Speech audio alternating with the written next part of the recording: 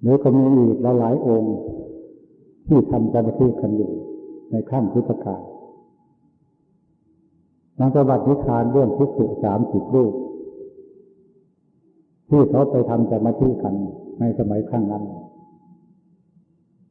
เมื่อภิกษุ30 รูปเขาทำสมาธิมีความละเอียดอ่อนมีความลึกซึ้งจนจิตรู้ล่วงเข้าถึงฌานนี่ว่ารูปฌานอรูปฌานเมื่อจิตลงถึงขนาดนั้นแล้วแทนที่จะมีปัญญาเกิดขึ้นพิจารณาธรรมะก็หาเกิดไม่ภิกษุ30 รูปนั้นพยายามทำแต่อย่างนั้นอย่างเดียวค่ำมาเย็นมากลางวันกลางคืนทำสมาธิอย่างเดียวจนมีความชำนาญในการทำสมาธิ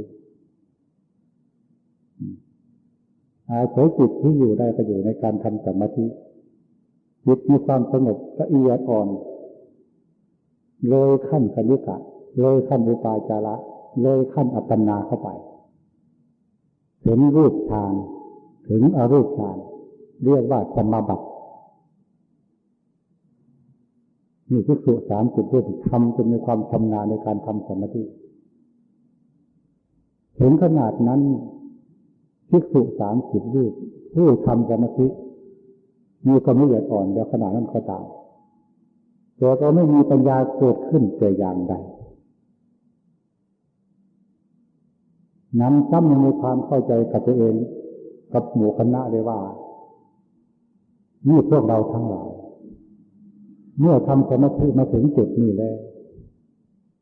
ราคะพวกเราก็ไม่มีโทสะพวกเราก็ไม่มีโมหะก็ไม่มีความรักความใคร่ในการมาคุณทั้งหลายก็ไม่มีจริงๆเพราะอะไรเพราะอำนาจของสมาธิไปข่มได้แล้วกิเลสตัณหาอวิชชาที่มีอยู่กับใจตัวเองก็ไม่ทำงานเพราะอำนาจสมาธิข่มในผลสุดท้ายคืออะไรคือสำคัญว่าตัวเองมีคุณธรรมเข้าใจว่าเราเองบรรลุมรรคผลกิเลสไม่มีในใจก็นึกว่าตัวเองเป็นพระอริยเจ้าหรือเป็นพระอรหันต์เพียงว่าทราบข่าวพระอริยเจ้าพระอรหันต์นั้นท่านไม่มีกิเลสตัณหาอวิชชาภายในใจไม่มีความรักไม่มีความใคร่ในกามคุณทีนี้เมื่อทำสมาธิถึงขนาดนั้นแล้วจิตก็ไม่มีความรักไม่มีความใคร่ในกามคุณเช่นเดียวกันแต่เมื่อเข้าใจว่าตัวเองเป็นพระอริยเจ้าเป็นพระอรหันต์เลยพากันออกจากที่นั้นชักชวนกันว่านี่พวกเราการภาวนาทำสมาธิของพวกเราเนี่ยถึงที่สุดแล้วเป็นพระอริยเจ้าแล้วราคะไม่มีโทสะไม่มีความรักไม่มีนี่พวกเราทั้งหลายจนพากันไปกราบนมัสการพระพุทธเจ้าเถิดเพื่อว่าพวกเราจะได้รับคันธไวยากรณ์จากพระพุทธเจ้าว่าพวกเราได้ธรรมะขั้นโน้นธรรมะขั้นนี้ก็จะลงกันเดินทางจากป่าจากเขามาเพื่อมารับคันธไวยากรณ์จากพระพุทธเจ้าว่าเป็นผู้สำเร็จแล้วพระพุทธเจ้าก็เรียนรู้ความคิดกับภิกษุ30 รูปนั้นมันมีความคิดผิดมากๆทีเดียวเลยสั่งให้พระอานนท์ว่าดูก่อนอานนท์ท่านจงไปบอกภิกษุ30 รูปนั้นไว้ก่อนอย่าเพิ่งเข้ามาหาเราตถาคตให้ภิกษุ30 รูปนั้นไปพักในป่าช้าอีกวันข้างหน้าจึงมาหาเราตถาคตทีหลังเมื่อพระอานนท์ได้รับจากพระพุทธเจ้าแล้วสิ่งนั้นก็ไปดักต้นทางเอาไว้ก่อนจะเข้าวัดเจตวันเมื่อภิกษุ30 รูปเดินมาถึงพระอานนท์ก็เลยบอกกับภิกษุ30 รูปนั้นว่าดูก่อนนะภิกษุเมื่อข้าพเจ้าได้รับสั่งจากพระพุทธเจ้ามาว่า ให้พวกท่านทั้งหลายนั้นไปพักในป่าช้าก่อนในวันพรุ่งนี้จึงไปกราบพระพุทธเจ้าภิกษุ30 รูปก็ต้องทำตามพระอานนท์ได้สั่งเอาไว้ก็ได้พากันไปพักที่ป่าช้าแห่งหนึ่งอยู่ใกล้กันกับวัดเจตวันคณะที่เข้าไปในป่าช้านั้น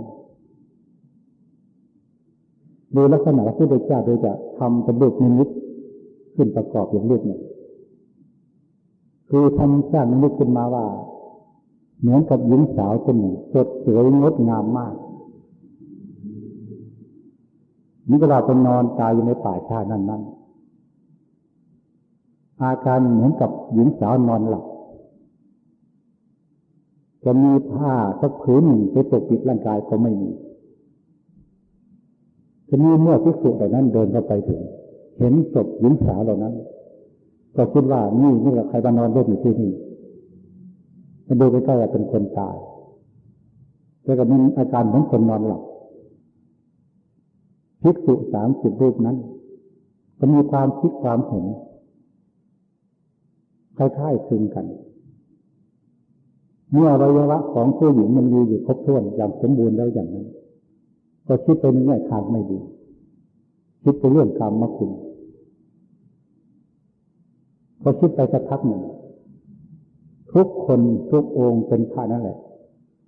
ก็มีใจกำเริบขึ้นมาเกิดความกระสันขึ้นมาภายในใจจึงพากันรู้ตัวว่านี่พวกเราทั้งหลายเรื่องราคะตัณหาพวกเรายังมีอยู่ยังละไม่ได้จากนั้นไปภิกษุเหล่านั้นก็ต้องอาศัยสัญญาเดิมที่มีการศึกษามาจากสำนักต่างๆก็พิจารณาดูซากศพเหล่านั้นให้เป็นไปตามหลักอสุภะอสุภังว่าสังขารร่างกายตัวนี้ถึงมันจะเป็นรูปสวยงดงามแต่กันใดก็ตามอีกวันหนึ่งข้างหน้ารูปศพอันนี้ก็จะมีการผุพองเน่าเปื่อยสลายลงไปเป็นดินเป็นน้ำเป็นไฟตามธรรมชาติของธาตุเดิมของเขาเมื่อตัวผู้อธิบายอยู่นั้นหรือข้าพเจ้าเองเขาจะตายไปเหมือนกับผู้หญิงคนนี้เช่นเดียวกันต่างคนต่างยืนเนี่ยพิจารณาดูความไม่เที่ยงของธาตุขันธ์ว่าธาตุขันธ์ของคนเรานั้นเรื่องการตายไม่ใช่ว่าจะให้อายุแก่ๆอายุมากๆเสียก่อนจึงจะตายหาใช่ไหมเมื่อคนหนุ่มๆสาวๆก็ตายได้เมื่อตายไปแล้วเนี่ยคุณค่าของธาตุขันธ์เหมือนกันทั้งหมดมันคือเน่าเปื่อยคือกระจกโสโครกทั้งหมดคนแก่ก็เปื่อยเน่าได้คนหนุ่มที่ตายไปก็เปื่อยเน่าได้ทุกคนต้องตายเป็นลักษณะอย่างนี้ไม่ว่าคนนั้นจะเป็นพระเป็นเณรเป็นศีล